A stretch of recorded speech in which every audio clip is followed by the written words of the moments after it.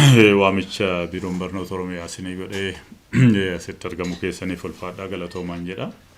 Akka waliigalaatti hojii barnoota 2017 keessatti gaggeessinu akka Oromiyaatti isa laalchisee miidiyaa biriifingi isinii gochuufidha kan isin affeerre. Irra deebi'ee dhufuu keessanii galatoomaa jechuun barbaada. Bara 2017 keessatti Oromiyaa guutuu keessatti ba'amma dhiyaa kaabamma kibbaa keessatti manneen barnootaa bu'uura boruu bara darbe 2016 2015 fi 225 qabna. Barana tajaajila lammummaatiin 5,000 hojjetamee 2017 keessatti bu'uura boruu 2020 fi 225 keessatti barattoonni daa'imman hin baratu kan waggaa 4 fi waggaa 6 fi waggaa 5. Manneen barnoota sadarkaa tokkoffaa keessatti akka waliigalaa haaraa 1,000 barana ijaarree kan barreen gaddaa qabnutti dabalamee 16,000 fi 351 keessatti adeemsi baruu barsiisuun gaggeeffama. Akkasumas sadarkaa lammaffaa kutaa 9 amma kutaa 12ffaa atti kan jiran 1,000 fi 369 mana barumsaa tokkotti daballaa 1,000 fi 370 barumsiin kennama. Kolleejii barnoota barsiisotaa keessatti barsiisota sadarkaa tokkoffaaf kan qopheessinu achi keessatti waan ta'eef kolleejii 13 keessatti adeemsi baruu barsiisuun gaggeeffama.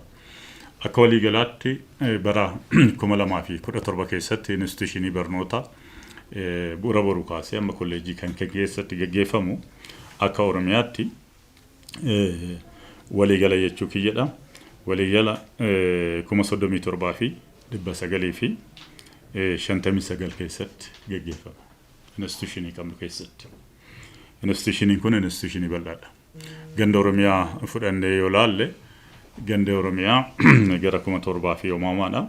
Ganda tokko keessatti ammatti on average maal akka ta'u tilmaamuun danda'ama. Uniformly distributed yoo ta'u baates.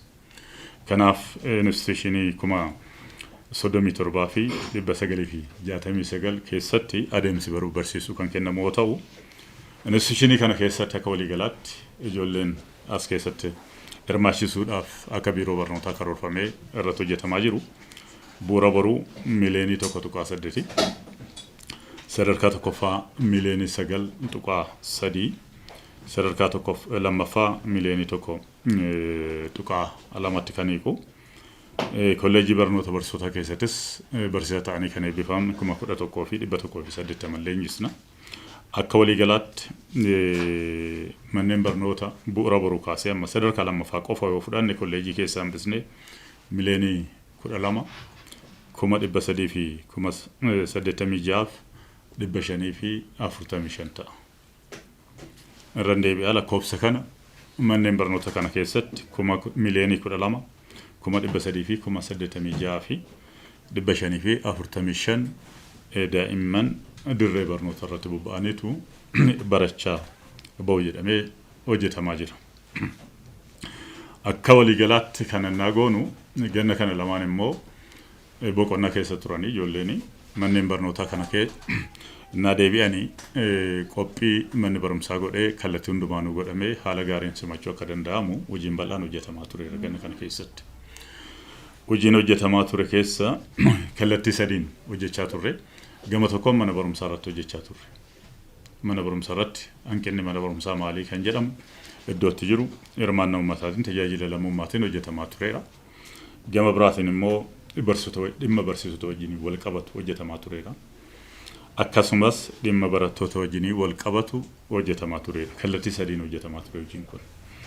Mana barumsaa irratti hojjetamaa kan ture mana barumsaa innaa ijoolleen dhuftu rakkoo mana barumsaa amma danda'ame hiikamee adeemsa baruu barsiisuu milkeessuudhaaf jedhameetu manneen barnoota keessatti hojii gara 7 addaan baasnee hojjechaa turreerra. Mana barumsaa keessatti hojiin hojjetamaa ture tokko daree dabalataa dabaluudha. Baay'inni barattoota daree keessatti dhufu karoorfannee gara istaandardiitti deemna jenneerra. Iddoo hanqinni daree jiru kana isa kana daree dabalataa ijaaruudha. Ganna kana keessatti daree dabalataa 1,900 fi 39 ijaarameera haaraan. Haaraan ijaaramee tajaajilaaf reedii ta'eera. Akkasumas immoo sababa adda addaatiin kan dulloome kan halluu isaa wanni ta'e 6,117 suphameera. Kuni daree wajjin wal qabateetu ijoolleen aadaa dubbisuus akka cimu manneen barnoota laabireerii hin qabne mana dubbisaa hin qabne keessatti 1,114 manni dubbisaa ganna kana hojjetameera.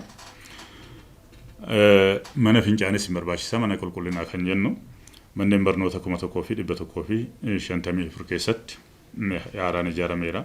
Gara 1,169 immoo kan ture suphameera. Manneen barnootaa 811 bishaan galeera. Nyaata barattootaa waan geggeessinuuf. Manneen barnoota 398 ibsaan galeera. Ganna kana keessatti. Teessoon haaraa gara 75 ol kan ta'u bitameera. 200 fi 30 ol kan ta'u immoo kan caccabe suphamee tajaajila ijoolleedhaaf ijoolleen akka irra teessu reedii ta'eera. Isa kana qofa miti mana barumsaa keessatti galii mana barumsaa of danda'ee karaa kamiin akka deemuu danda'u gochuudhaaf yaadamee gama tokkoon galii mana barumsaa keessatti akka cimu akka dabalaa deemu gochuudhaaf gama biraatiin immoo nyaata barattootaa deeggaruudhaaf lafa mana barumsaa heektaara 745 ganna kana qotamee midhaan faca'eera. Ganna kana qotamee midhaan faca'eera. Akka walii galaatti akka fakkeenyaatti kan hin kaase hojii torban kana mana barumsaa wajjiniin wal qabatee hojiin hojjetamaa ture kana fakkaata. Mana barumsaatti hojjennee mana barumsaa qopheessinee ijoollee simachuu qofa otoo hin taane barsiisaa wajjiniinis wal qabatee hojiin hojjetamaa tureera ganna kana keessatti. Barsiisota waan lamadha kallattii kanaan kan hojjetamaa ture gama tokkoon barsiisota humni isaanii dandeettiin isaanii gahumsi isaanii dabalaa akka deemu yaadamee barsiisota kolleejjii keessatti barsiisota yuunivarsiitii keessatti akka waliigalaatti kan yuunivarsiitii qofa onsinii kaase barsiisota 18,000 fi 229 yuunivarsiitii Oromiyaa keessatti argamu keessatti mala barsiisuu fi qabiyyee wajjin wal qabatee leenjiin kennamaa ture. Kuni sadarkaa barnootaa dippiloomaarraa gara digiriitti ol guddisuu otoo hin taane dandeettii isaanii apdeet goonee haaromsinee akka cimu yaadamee kan hojjetamaa jirudha. Akkasumas immoo barsiisota baadiyyaa keessa jiraatanii fi iddoo fagoorraa kan deddeebine humni isaanii yeroon isaanii akka hin dhumne mana jireenyaa barsiisota baadiyyaarraa deddeebi'anii fagaatanii hojjetan sana hiikuudhaaf rakkoo kana hiikuudhaaf mana 9,552 ijaarra jennee karoorfanne ganna kana keessatti qindoominaan hojjetamee fi manni barumsa 3,800 fi 97 ijaaramuu jalqabeera. Achi keessa gara 1,000 kan ta'u 966 xumuramee reedii ta'eera barsiisota simachuudhaaf. Barsiisota wajjiniin kallattii kanaan hojjechaa turre. Barsiisota mana barumsaa barsiisota qofa otoo hin taane barattoota wajjiniinis hojjechaa kan turre jira. Dhimma barattoota wajjiniin wal qabatu. Dhimma barattoota wajjiniin wal qabatu bara 2016 keessaa inni tokko rakkoon dhimma maxxansa kitaabaan dafee harka barataa gahuu dhabuu waan tureef kun sharafaa biyya alaa dandeettii maxxansaa wajjiniin sababa adda addaa wajjiniin kan wal qabatu. Ganna kana garuu miliyoonii 2 kitaaba sadarkaa tokkoffaa miliyoonii 2 maxxanfamee raabsameera gadi bu'eera. Akkasumas immoo barattoota kutaa 8 kutaa 6 kutaa 12ffaa qormaataaf qopheessuu waan ta'eef barattoota akka waliigalaa 600 fi 63 ol kan ta'anii fi tiitoriyaaliin ganna kana kennamaa tureera bifa addaa ta'e qindaa'ee ijoollee yuunivarsiitiitiin warra volonteer ta'aniin kennamaa tureera.